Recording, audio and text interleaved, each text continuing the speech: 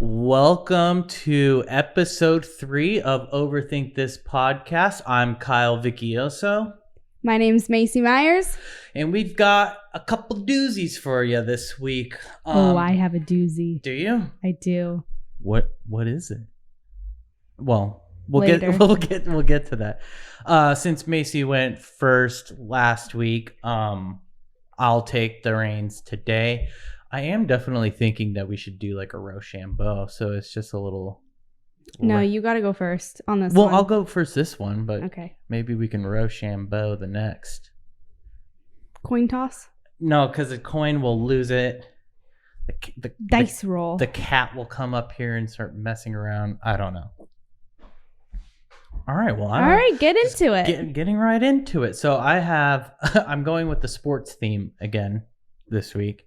So bear with me. What sport are we talking about this time? Baseball. Oh. Again. Hey, it's my favorite sport. All right. So we're going to begin with I guess he's pretty well known, pitcher named Doc Ellis. I don't know him. No idea? No. All right. He's what team? Pretty cool.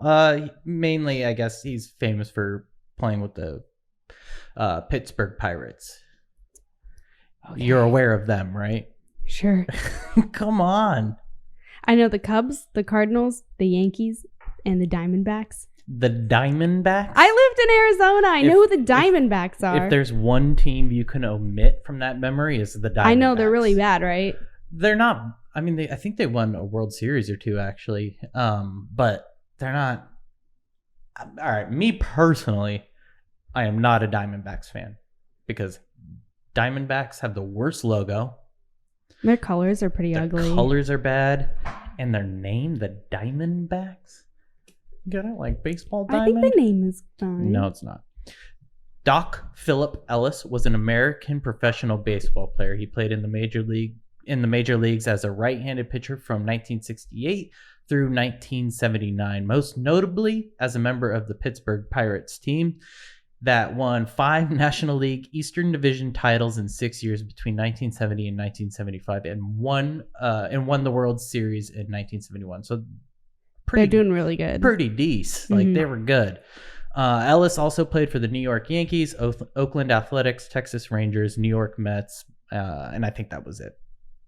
In his MLB career, Ellis accumulated a 138 to 119, a 537 percentage winning record. Wow. Which is, what? So basically he won more than he lost. So that puts you over 500 in your winning percentage. Okay. So he won 138 games, lost 119, which is good. I get it. That's good to do. And his earned run average was 3.46, which is pretty good as well. Okay. Well, I'm just these kidding. Numbers. 1,136 strikeouts. You know what a strikeout is, right? Yeah, that's a lot. Okay, that's good. That's pretty decent as well. Now, Doc's minor league career. Various Major League Baseball teams attempted to sign him to a professional contract, but he heard that the Pittsburgh Pirates gave out signing bonuses of $60,000, which is a lot of money back then. He wants that money. Yeah, so he held out until the Pirates made him an offer. But while waiting, he was arrested for stealing a car. And so he was given probation, and as a result of the arrest, the Pittsburgh Pirates made him an offer for $500 a month and a $2,500 signing bonus because he got in trouble. So they gave him less. So if he didn't get in trouble, he would have had that $60,000. But nope, they gave him like almost nothing. So this is the 60s? Yeah, 70s? 68. So I wonder how much does that money translate to today? Is it still? It probably translates to considerably more, but I think that the price of players nowadays is just skyrocketed. Like now people you're worth for playing baseball. People are getting like $30 million signing bonus. He got $2,500. That's like not enough for rent in California. Not at all. It's like gone immediately. So after all, he had to forego the exact thing he was waiting for, the $60,000. But he joined a good team, so I guess what's fair is fair. During his minor league career, Ellis once chased a heckler in the stands with a baseball bat. He also used pills He also used pills when he pitched, specifically amphetamines and benzedrine and dexamyl. Which is definitely not allowed. Well, now it's the 60s, so I think it was all allowed. They weren't checking because he was constantly stressed by the pressure of his like can't miss status as a product. As a prospect. Kind of sad. Yeah, so like he just was dying to make it, I think is, so there were such high expectations, he just really felt the pressure. He had to be on. So in order to make sure he was on every time he pitched, he took amphetamines. And did he use pine tar? No, I didn't say anything about pine tar, but probably, who knows.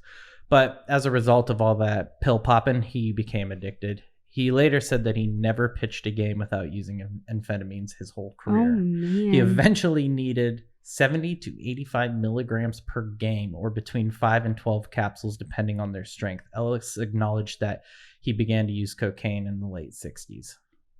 Is he going to have a heart attack? So, using cocaine in the late 60s, that is kind of not super common. Really? Yeah, the 60s. You'd think that was like part of a really drug-fueled era. Yeah, but I think different drugs. Cocaine was an 80s drug. Oh, I don't know my drug history. Like Darryl Strawberry was famous for getting busted with cocaine all the time in the 80s when he played for the Mets. Do you know who Darryl Strawberry is? No. Okay. I thought you were going to say he was a musician or something. No, he was a left fielder. I have no idea. It's okay. So all this drug use is going on, basically as a fail safe just to perform, which is sad. And then he got addicted, which is even sadder, and it just goes down. But there is a light in this tunnel. Okay. So June 12th, 1970, Ellis pitched a no-hitter. You know what a no-hitter? Like the whole game? Yeah. So a no-hitter is he pitched a complete game, so all 9 innings. Oh, that's crazy. And, well, that's not even the crazy part. No one got a hit. Not one hit. No one got on base because they hit. No-hitter is. Yeah, okay, well, I'm just making sure. And I don't know how well-versed our listeners are. On June 12th, 1970, Ellis no-hit the San Diego Padres 2-0. Don't the Padres still suck? Yeah. We keep trying to... I say we because I like the Padres. But they keep trying, signing all these expensive players. And it's not working. Not exactly. In the first game of a 2-game doubleheader at San Diego Stadium, while reportedly under the influence of LSD. Oh. So we're trying something different. So curveball. Get it? Little pun. Yeah. Okay. We're talking about baseball. Yeah. This is I guess the story of how this happened. After the Pirates had flown to San Diego on Thursday, June 11th, Ellis has visited a friend in Los Angeles and used LSD 2 or 3 times, quote unquote, 2 or 3 times. Thinking it was still Thursday, he took a hit of LSD on Friday at noon, and his friend's girlfriend reminded him at 2 p.m. that he was scheduled to pitch that night. Oh my God. Ellis flew from Los Angeles to San Diego at 3 p.m. and arrived at the stadium at 4:30 p.m. and the game started at 6:05 p.m. Nobody's keeping track of him? Like, guess not. You're not supposed to be somewhere at a certain time to make sure you're there? This is the 70s. It's 1970. But this is professional. I know. I don't know. I think it was so loose back then. There was guys back in those days like just show up when the game starts. Well, they would get to the dugout and like light a cigarette. Like the game was just different then. It's still kind of a casual. Hey. Those are highly trained. Casual. Those are highly trained athletes. Not like back in the day where like Wade Boggs would drink a 12er and go play first base for the New York Yankees, which is hilarious. But while the game's going, you're sitting down half of the time while the game's actively being played. So yeah, I wouldn't. It's different. Yeah, whatever. It's tough. Ellis said that he threw the no-hitter despite being unable to feel the ball or see the batter or catcher clearly. He also said that his catcher Jerry May wore reflective tape on his fingers, which helped Ellis see May's signals. So you know how you between the legs. A catcher will throw signals of what pitch to play. He had reflective tape on so that Ellis could see what he was supposed to be throwing. Otherwise, he'd just be like, I can't see anything because he's high on LSD. Ellis walked 8 batters and struck out 6, and he was aided by excellent fielded plays by second baseman Bill Mazeroski and center fielder Matty Alou. So he didn't pitch a good game. Walking 8 batters is not a very good outing. What's walking? 4 balls. So you throw it's 4 balls and they didn't swing at it? Yeah. Like it was 4 balls, but it wasn't in like that box that it's supposed to go? Zone. Okay. Yeah, so it was all outside the strike zone and 8 batters walked, which is not good. That's bad on your team because if you're throwing bad pitches. Yeah, it's not good. So that's kind of the funny part about how do you not just purposely throw bad balls so that nobody can hit it and then because then you walk batters. Oh, you're pitching to your team. Wait, no, you're pitching to the other team. Yeah. So they don't want to swing at bad pitches because then they won't. But if the pitcher just keeps throwing bad balls so that nobody can hit it, then he's not doing it on purpose. But what's stopping people from doing that on purpose? Doing what on purpose? Just throwing a bad pitch. Why would they throw a bad pitch? Because they don't want the other team to get on base so that they can't get any points. But if you throw bad pitches, the other team gets on base because there's 4 balls and you walk a runner. Oh, so if it's 4 bad balls, then that person just goes to the base? Yeah. I didn't know that. I don't. Oh. I was confused. I was like, have only watched a baseball game maybe one time in my life. I have no clue what's going on. I don't know anything about baseball. Okay. I'm sorry. No. It's fine. I think I was. I'm sorry, everybody. Yeah. I was a little confused on what you were saying. I was like, wait, no. I don't know. I didn't know what walking. I thought they meant they just walked off base and went back to the dugout. No, they walked to the base. Okay, and then, I didn't know. So he walked more than he. So they did score points because they're just walking around the bases.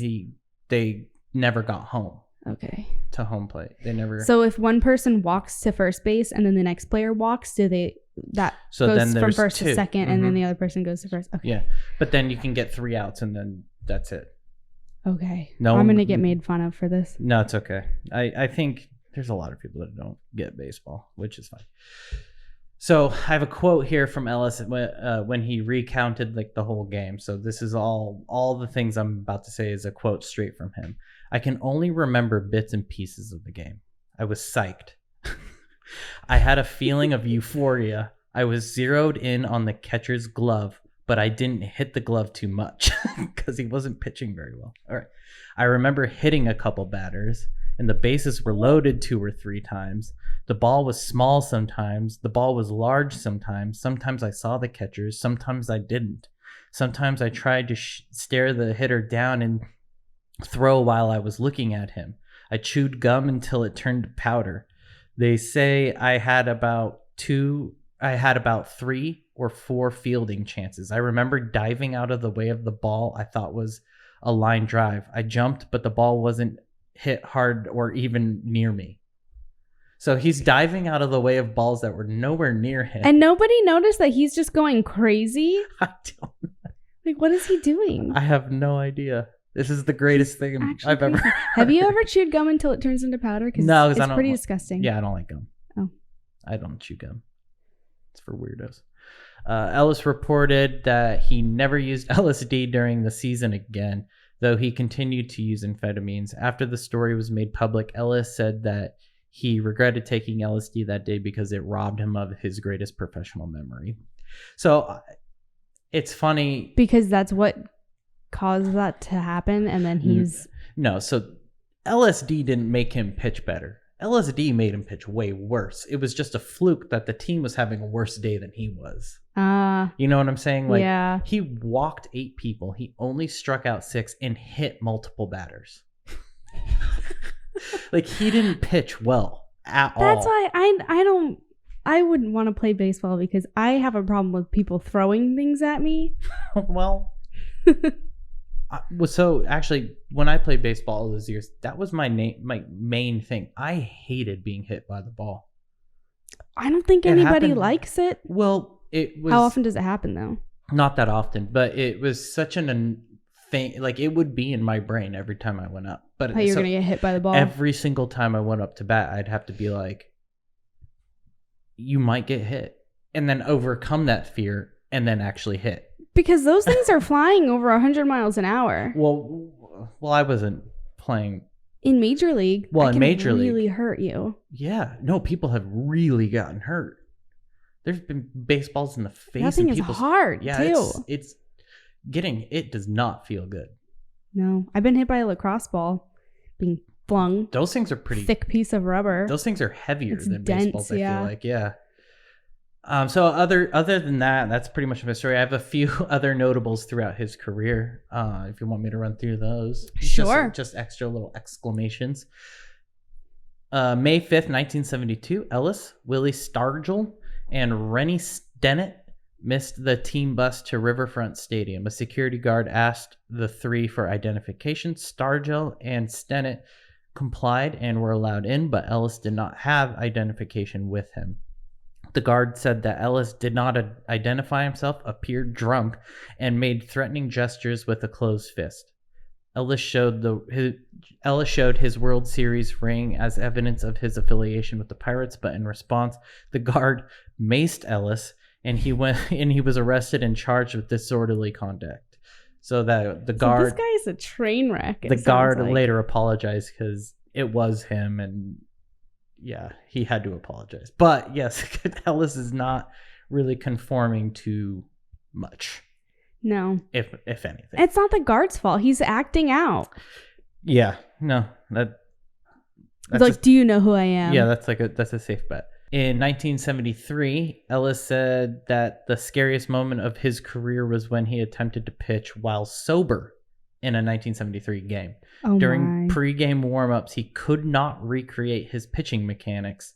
Ellis went to his locker, took some amphetamines with coffee, and returned to pitch. So without amphetamines, he forgot how to pitch. That's pretty sad. That's so sad. He can't even try to get off because he knows that he doesn't. He can't. So it's interesting because it's like he knows how to pitch, but he has it's like a mental block that he's like, it doesn't feel the same. Yeah. Without it. So it's just like, man, you can't he can't even try to get off drugs because it's not. It's so it's ingrained going to ruin in his career. Yeah, it's so ingrained in his head that he needs it. He doesn't even try to do it without it. All right. In August 1973, pictures circulated of Ellis wearing hair curlers in the bullpen during pregame warmups. The Pirates told him not to wear the curlers on the field again. Ellis agreed, but charged that the Pirates were displaying racism. Ebony magazine, I think it was, devoted a spread to Ellis about his hairstyles, which was inspired by the hair curler incident. So he's in his baseball gear. I'll put photos up. He looks awesome. He's just in these hair curlers. There's no they don't use helmets, do they? Well, it was pre-game. So, okay. But I don't think he was pitching that day, so he wasn't going to put a hat on. So he was just getting his hair and ready. They said he couldn't have curlers yeah, in? I guess. Is that against the dress code? I guess, but he charged him with, being racist, and then they just let him do it. Go ahead. I don't know. Because nobody's tried to do that before, so they were like, what do we do? The pictures are great. It's actually one of my favorite photos of a major league photo. It's just him in right field with hair curlers in. It's so cool.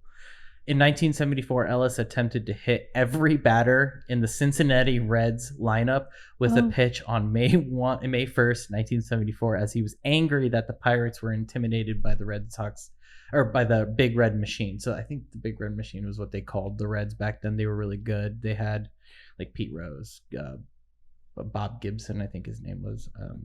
Yeah. So he just wanted to hit the players he wasn't even concerned about. He was going to hit every single one of them.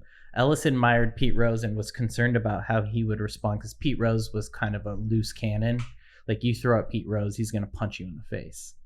So it was kind of like a hard head against hard head, which is kind of funny. He was trying to initiate something. Yep. Ellis admired Pete Rose and was concerned about how he would respond, but Ellis decided to do it regardless. Ellis hit Rose, Joe Morgan, and Dan Dreisen in the top of the first inning with his first 6 pitches all aimed at batters. With the bases loaded, Ellis attempted to throw strikes to clean up hitter Tony Perez, but walked him, forcing home a run. After Ellis aimed 2 pitches at the head of Johnny Bench, he was removed from the game by manager Danny Martaw. Ellis tied 8 other players for MLB record with the most hit batsmen in an inning, 3. So he went into the game with the intention of hitting all the players and he didn't get ejected? Yes. He hit 3 players in the first inning, tried to strike a guy out and walked him because he wasn't that good of a pitcher, and then he got pulled from the game. Wow. And that was it. Crazy guy. Yeah, he's pretty loose cannon. He's one of the more entertaining figures in baseball history. Yeah, he's just it was that era of like just kind of. So you like know who he is just by being in the baseball community, or did you have to like find him when you were researching? No, so I've known about him because this story's famous. So the LSD story is pretty famous. That's famous. Okay. But like people only know about it like if you know baseball. I mean, it's kind of a classic story, but but the curlers thing was big just because it was in the press. The LSD thing wasn't really widely known because he didn't want everybody to know his no-hitter, which goes down in history, was with him being on LSD, which obviously, why would you really? That would be an entertaining game to watch. Yeah, I'm gonna see if I can pull some archive footage and play it. I especially want to see if I can find him diving out of the way of a ball. I want to see the hair curlers. Well, watch the video. All right. So what do you got for us before the break? All right, so we're going to move into my story after the break. I'm going to talk about the Colt clan family from Australia. And I do want to give a disclaimer. This has a lot of... Our first disclaimer. Abuse. Oh. Sexual abuse, child abuse, and neglect. So if that's not something that you want to listen to... Or you have kids in the car. Then listen later or click off. Well, this is a little bit different than my story, I guess. It's a little... We're turning tables. All right. So we'll get to that after the break.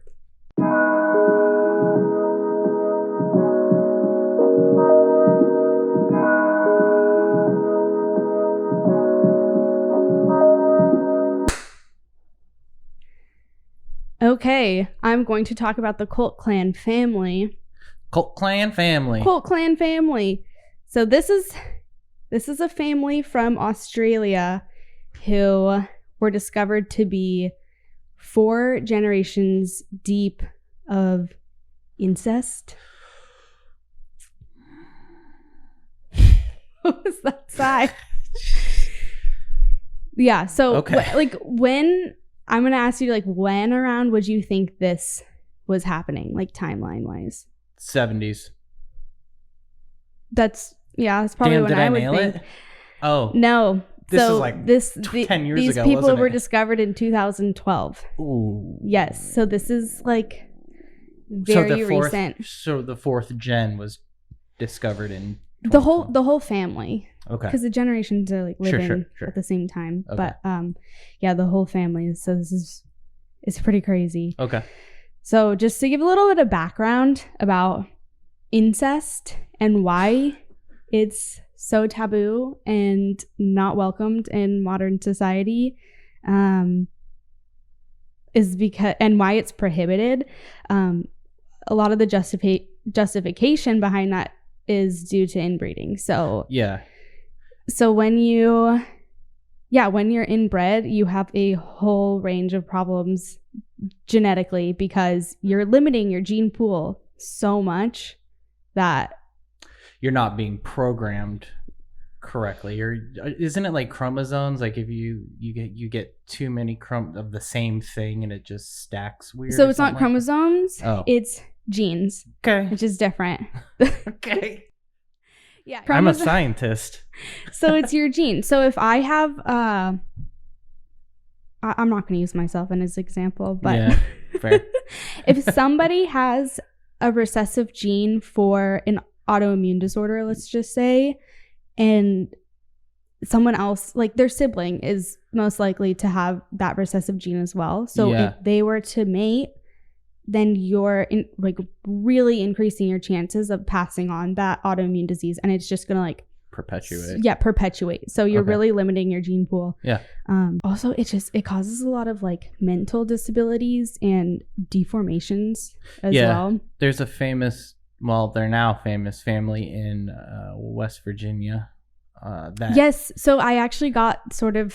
Did you watch the soft white underbelly video of it? We watched it together. Yeah. Okay. You made me watch it. Yeah. So that's the reason why I kind of like sought out a story having to do with incest, because seeing like that modern day example in West Virginia is like, it was just crazy. Like that kind of struck me. Yeah, that it's still a thing. Yeah, and we don't know a lot about them because a lot of these things, and same with the Colt clan family, like their identities are pretty hidden. Yeah, I guess. And people are really trying to protect their identities too. That's because, what happens is these are severely mentally and physically disabled people. Yeah. And if this is like generations worth of incest, like a lot of it is not at the fault of the children involved. So yeah. No, makes sense. I totally back keeping them safe because it's not. They don't know any different. Yeah, but inbreeding does go back really far, like regarding royalty. Say King Tut, wasn't he inbred? There was there was tons of them. Because there was like there was like a king in Spain who was so inbred he couldn't walk and stuff. Who was the Russian family that ruled for a long time? They were all really inbred. Yeah, and their kid was so hemophiliacness. Oh yeah, they were all just bled out because they were. Yeah, there's a huge history. There's of a lot, stuff. And the reason why is because they wanted to keep the power within their own family and keep land in their family, so they weren't going to marry outside. I mean, do what you got. Their royal bloodlines. Do what you gotta do, keep that power. No. Oh no. Yeah. So all right. Not that it's like okay that it happened back then, but there was sort of like reasons why, and also lack of education. They didn't understand how genes worked and how they're passed down. Yeah, they were justifying the action by stupidity. Sure. Okay. Lack of education. Yeah, but that's why modern day incest is strange. So strange, and it's so like baffling. Yeah. To a lot of people. So the Colt clan family was an Australian family who in 2012 were to have been discovered engaged in 4 generations of incest. And again, their true identities are still anonymous. I think some of the adults are more known, and I'm sure in that community, like they know exactly who they are. But as far as being on the internet and what I could find in my research, it's still pretty hidden. Okay, so we're going to start with June and Tim Colt. So June was born in New Zealand as the product of brother-sister incest.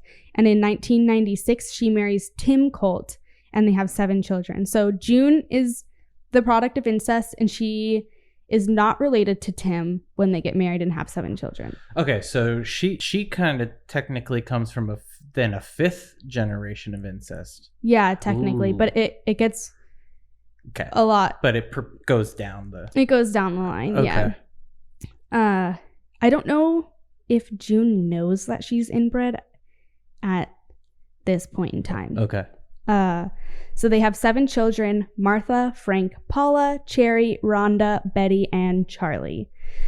They relocate from New Zealand to Victoria in Australia and end up living very secludedly on a farm. When Betty is 12, Tim begins raping her. So this is his daughter. Yeah. All right. And in 1997, this is when we find out that June is inbred. So in 1997, Betty wants to know if June could donate a kidney to a granddaughter, and finds out that June's inbred. So this is why I don't know if June knows that she's inbred until then, because obviously Betty didn't know that her mother was. Yeah. Okay. Yeah. So that she didn't. I'd like to think she didn't know, Yeah, but I don't know. but she might have. Yeah. There's a lot of limited information on this story too, because also it just Well, a lot of it's probably kept under. it's kept pretty private, and it did 2012. I want to say is kind of recent, even though it was only 8 years. It was 8 years ago. That's really recent. I would say it's really recent. Yeah. It doesn't feel like it was 8 years ago though. Yeah. So let's move on to the family incest and abuse. Over the years, the family grew to around 40 members. Jesus. Due to them all engaging in incest.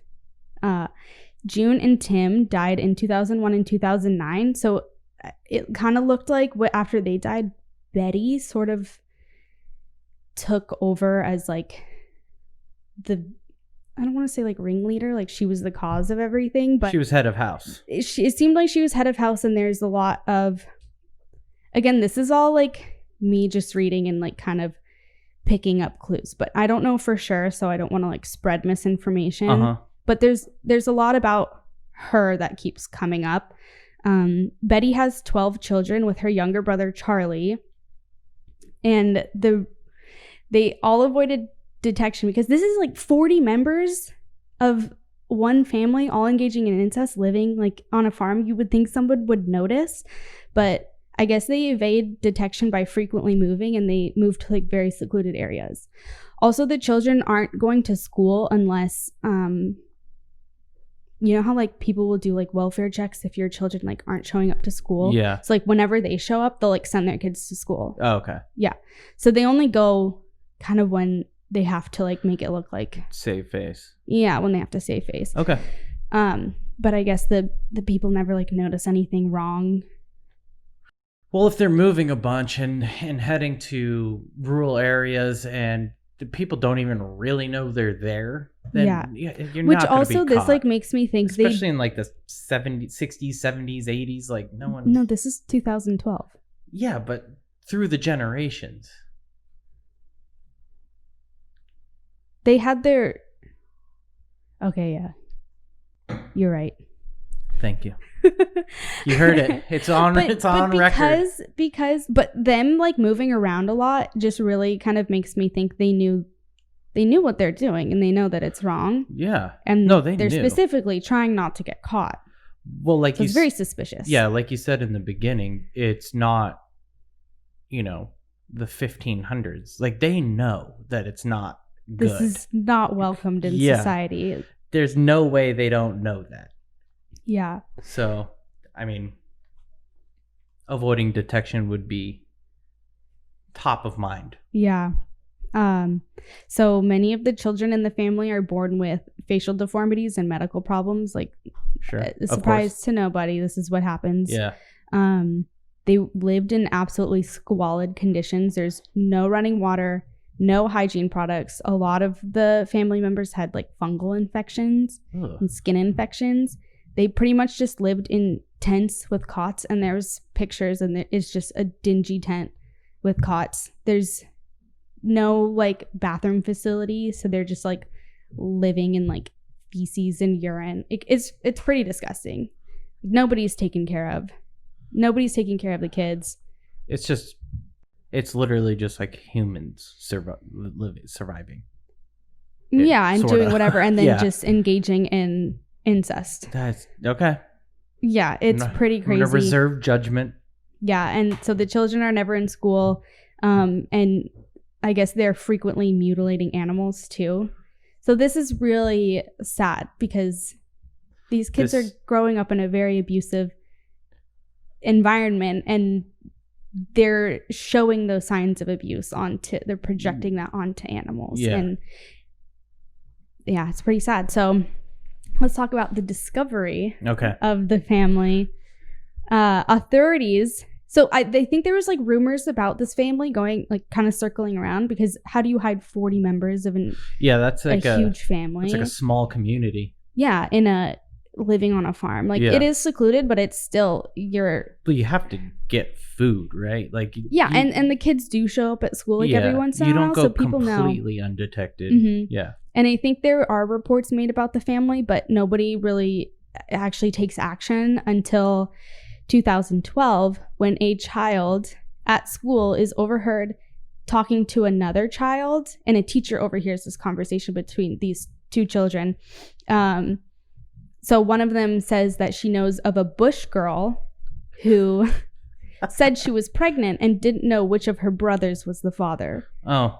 So the teacher overhears this and makes an actual report. So Gotcha. Good on the teacher. They kind of got caught from going to school. They weren't at school. So this, from what I understand, this is a child who knows about this bush girl, and she or he is telling another child about this bush girl. Got it. Okay. Yeah, because they're dirty bush girls. Bush people, yeah. People. Yeah, so she's literally talking about this girl being pregnant by one of her brothers. It takes a year for the family to actually be tracked down. And after seeing the living conditions, the police take the children and place them in foster care. So they're all taken away from the adults, put in foster care, and the children continue showing sexual behaviors towards themselves and their caretakers. But eventually these habits start to fade. So again, like, they're just growing up severely neglected and abused. They don't know any different. And God, they're just like so displaying sad. those behaviors. It's really sad. The Colts are charged with incest and child neglect. And here's where Betty kind of comes back. She disputes everything, but her phone records show explicit messages between her and her son Bobby. Her son Bobby wants to abduct Billy, who is another one of Betty's sons, with either a father or a full brother. What do you mean? So sorry, like I don't really understand. So it's hard to understand because the family tree is so like there is no tree. It's just all. It's so over the place. tangled. Yeah. So it's like a cord. So two of Betty's sons are Bobby and Billy. Betty is sending like sexually explicit messages to Bobby, so they're obviously engaged in her son Bobby. So they're obviously like engaged in some sort of sexual relationship. Okay. She also has a son Billy, who I'm assuming is a lot younger than Bobby. Then Bobby, because Bobby wants to like abduct Billy out of foster care. Okay. And through genetic testing, they know that Billy is a son of Betty's through either a father or a brother. Okay. Yeah. Wow. Okay.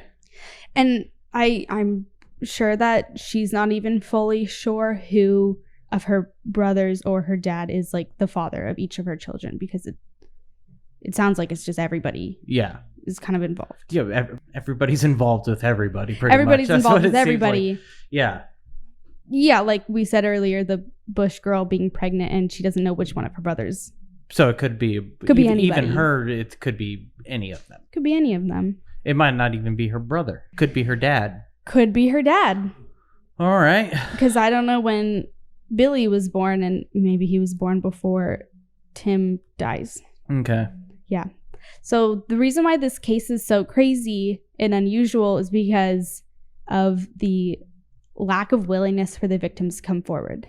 Because typically, like a child who is like sexually abused and stuff, like once they grow older and kind of realize that it's wrong, they're more willing to get help and get out. But it seems here, like many of these relationships are consensual. Yeah, well, it seems like they had been groomed into just this being absolutely normal. Yeah. So like their whole family's involved. So it's consensual in a way that they're all in on it, but it's not consensual in a way where it's like that's not the right thing to know. Yeah, so even if it is consensual, this doesn't make it legal. Yeah, no, it's definitely not legal. So it's not, cause it's weird because it's the way they were raised was not consented. No. Obviously, they didn't have a choice. And I know that you cannot say that a children under whatever the age of consent is. Yeah. You can't say, even though they're willing, you can't say that they consented to it because they're under the age of consent. However, even if you're like two 20-year-olds and it's consensual, it's still okay. Sure, it's consensual, but that's not legal. You you cannot have incestual relationships that produce children. Yeah, no, that's definitely not. No. All right, so let's move on to court rulings and aftermath. Let's do it. Let's do it. So the courts rule to permanently take the children away and will never allow them to be reunited with biological relatives. So does that mean all of them? Well, I guess they have to remove all of them from each other because all of them are harmful to each anybody other. under 18 or whatever the adult age is in Australia. Got it. Assuming okay. Maybe it's 18. Yeah, because obviously you're not going to take the child away and then send them right back in. Yeah. Okay. To an abusive situation. And they're all abusing each other, so the situation is throughout the whole house. Throughout the whole, the entire family. Okay. Or whatever, throughout the whole tent. I'm sorry. So. Throughout the dirt. Elder members of the family have made various attempts to contact the children, which have been blocked by authorities, obviously. Yeah, that makes sense. Yeah, you gotta keep the kids safe. It's no contact. Yeah. Australian police have tried to deport Betty back to New Zealand because that's where she was born after her sentence. So she did serve a sentence. I don't know how long it was, but she's out of jail now. Yeah. Okay. And she disputed being deported and I guess won and is now living with her daughter and 2 male relatives currently. So they're probably, who knows? Yeah. Okay. And who knows? Like if they're over 18, and it's still illegal. It's still illegal. Yeah, it's still illegal. But when these children come out of foster care, if they turn 18, who knows if they're going to go back to their family or not? Yeah. Yeah, I guess. That's all I could really find on this case of the Colt clan family. Yeah, that's interesting because it is such a strange thing. And it seems like, at least from this family and then the West Virginia family, that it's something of a learned behavior. So it's like, oh, absolutely. Yeah, right? And we're 4 generations deep. So this starts with June, then goes to her children and her children's children. So it's like, it's just grandchildren, so great grandchildren. Yeah, because the first one to do it has to know they have to know it's not right. Yeah. Well, it started with Tim raping Betty when she's 12, and that's such an impressionable age too. Yeah. So the abuse that she suffered by her father, and then started the same behavior, I guess, with her brother. Yeah. So it is really sad, but it's. Like, I don't even know if there's who's to blame besides Tim. I don't know. Yeah. So it would be the one who knows better, which is the father. The father. The Tim. Well, then the mom Then Betty, when she becomes a mother and then just starts with the same behavior to her children. And then it's just commonplace at that point. And then it just was everywhere. Then it's like everybody with everybody. Then everybody's touching everyone. Everybody's touching everyone. Well, that's interesting. I mean, maybe we'll cover the family in West Virginia. I know that there's not a whole lot known about. There's not a whole lot, yeah, because like we said earlier, a lot of people keep them safe because I think if you've ever watched the Soft White Underbelly, you can tell there's not a lot happening upstairs. Well, 2 of them can barely talk. One barks like a dog. And I'm not saying this to make fun of them. I'm just saying it to like let you know where they're at. And then the one that can speak clearly, she just doesn't really talk. So it's just like there's not going to be a whole lot of information coming out from them or anyone. And that's what, when he said he tried to go film them, the neighbors were threatening them. Yeah. Like with. And then they paid them.